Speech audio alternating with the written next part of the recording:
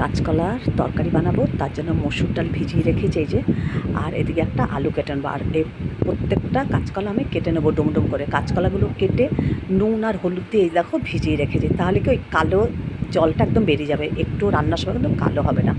এই যে এর মধ্যে আলু দিয়েছি একটা, বেশি আলু দিইনি, একটা আলু আর 6টা কাঁচকলা আছে মিডিয়াম সাইজের, হালকা কুটে নিয়েছি। এই যে মসুর ডালটা, এর মধ্যে নুন আর একটা কাঁচা লঙ্কা দিয়ে পেস্ট করে নিলাম।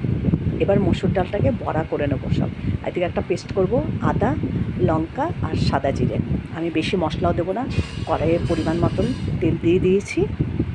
এবার তেলটা গরম হলে এর মধ্যে বড়াগুলো ভেজে নেব। বড়াগুলো একটু ভালোভাবে ভেজে নিতে হবে।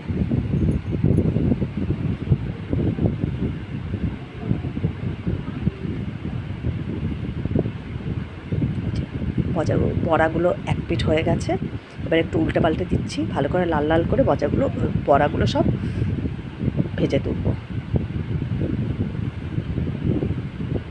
ওই কড়াইয়ের মধ্যে অনেকটাই তেল আছে, একটু সাদা জিরে দিয়ে আলুগুলোকে আগে একটু হালকা করে ভেজে নেব। খুব কড়া করে না ভাজলেও চলবে, কারণ আলুটা আগে ভেজে নিচ্ছি। কাঁচা কলা কিন্তু একদম নরম, বেশি ভাজতে লাগে না। আলুটা একটু ভাজা ভাজা হয়ে গেলে তার মধ্যে কাঁচা কলাগুলো দিয়ে আবারও একটু নাড়াচাড়া করে ভেজে নেব। আলুর মধ্যে একটু নুন দিয়ে দিলাম, একটু অল্প করে নুন দিয়ে নিয়েছি। এবার ভালো করে এটা ভেজে নেব।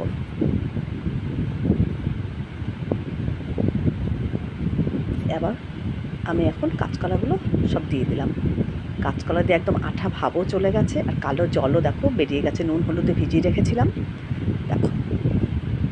এবার ভালো করে একটু ভেজে নেব। ভেজে নিয়ে তারপর যে পেস্টটা করে রেখেছি একদম অল্প মশলা, সেই মশলাটা দিয়ে একসাথেই কষিয়ে নেব, কারণ অনেকটাই এর মধ্যে কিন্তু তেল আছে। একটু নুন দিয়ে দিলাম, একটু হলুদ দিয়ে দেবো। এই তরকারিতে একদমই বেশি মশলা দিলে ভালো লাগবে না, আমি কিন্তু বেশি মশলা দিয়ে করবো না। যে নুন আর হলুদ দিয়েছি, ভালো করে ভেজে তারপর এর মধ্যে মশলাটা দিয়ে দেবো। দেখো ভাজা হয়ে গেছে। এখন আলাদা করে আর মশলা কষালাম না, এর সঙ্গেই ভালো করে মশলা দিয়ে আমি কষিয়ে নেব।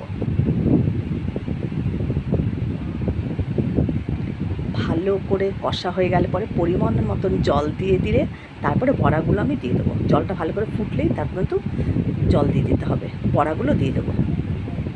একটু চিনি দিয়ে দিয়েছি, চিনিটাকে ভালো করে মধ্যে সাঁতলিয়ে নিচ্ছি। এবার পরিমাণ মতন এতে জল দিয়ে দিলাম। এ দেখো জলটা ফুটে উঠেছে, আমার আলু কাঁচকলাও কিন্তু সিদ্ধ হয়ে এসছে। আর একটু ফুটিয়ে নিলেই বড়াগুলো দিয়ে 2-3 মিনিট ফুটে উঠলেই নামিয়ে নেব। একটু গরম মশলা দিয়ে নামিয়ে নিতে হবে। আলু কাঁচকলা ঝোল তাহলে রেডি হয়ে যাবে বড়া দিয়ে, দারুণ লাগে খেতে। তোমাদের যদি ভালো লাগে তাহলে সাবস্ক্রাইব করো চ্যানেলটাকে, ইউটিউব চ্যানেলটাকে, আর লাইক করো, শেয়ার করো, কমেন্ট করো। এই যে বড়াগুলো সব দিয়ে দিলাম। তোমরা কিন্তু মটর ডাল দিয়েও করতে পারো, আমি মসুর ডাল দিয়ে করেছি। দেখো একদম মাখা মাখা তরকারি করবো, একটু ফোটাবো, বড়া যতটা জল টেনে নেবার টেনে নিই।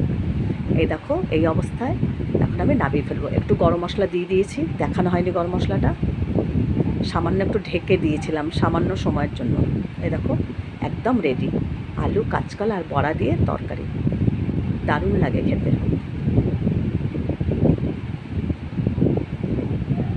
একদম রেডি হয়ে গেল আমার তরকারি, বড়া দিয়ে আলু দিয়ে কাঁচকলা দিয়ে তরকারি, দারুণ ভালো লাগে খেতে।